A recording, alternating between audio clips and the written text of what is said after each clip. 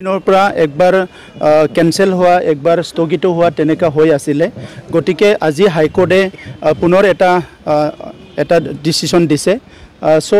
হাইকোৰ্টৰ ওপৰত কোনো নহয় আইনৰ ওপৰত কোনো নহয় গতিকে মহামান্য হাইকোৰ্টে যেটো সিদ্ধান্ত দিছে এটো আমি সবে মানি চলিব লাগিব আৰু সেই সিদ্ধান্ত কোনো ইটো নই কৰিব নোৱাৰে গতিকে নৱখৰণীয়া ডাঙৰীয়াৰ পলিটিক্যাল ফিউচাৰ আৰু পলিটিক্যাল প্ৰেজেন্ট এটো হাইকোৰ্টৰ ওপৰত নিৰ্ভৰ কৰিছে আজিৰ সময়ত কোকৰাঝাৰ লোকসভা সমষ্টিত এনেও যদি চাবলৈ যায় এটা স্বাভাৱিক পৰিবেশ আহি গল ইয়াত কোনো কমনিয়েল পৰিবেশ আৰু নাই ইয়াত জাতি ভেদাভেদ ধৰ্ম ভেদাভেদ তেনেকা পৰিবেশ নাই বড়ো অনাবড়ো কোনো পৰিবেশ নাই যেতিয়াৰ পৰা ইউপিপিএল বিজেপি চৰকাৰ গঠন হল ইয়াত সকলো জাতি জনগোষ্ঠী সমন্বয়ৰ এটা পৰিবেশ আহি গল সো সেই কাৰণে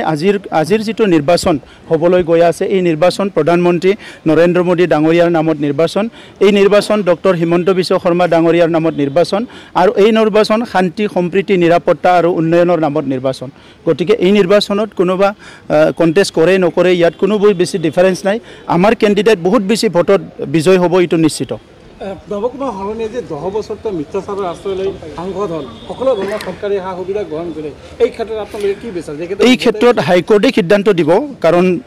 হাইকোৰ্টৰ ওপৰত সব নিৰ্ভৰ কৰিব আইনৰ ওপৰত নিৰ্ভৰ কৰিব গতিকে 10 বছৰ তেখেতে কেনেকৈ এমপি হল কি হল এই গুটি বিষয়টো হাইকোৰ্টে সিদ্ধান্ত দিব সেইমতে আমি সবে মানি চলিব লাগিব তেখেতেও মানি চলিব লাগিব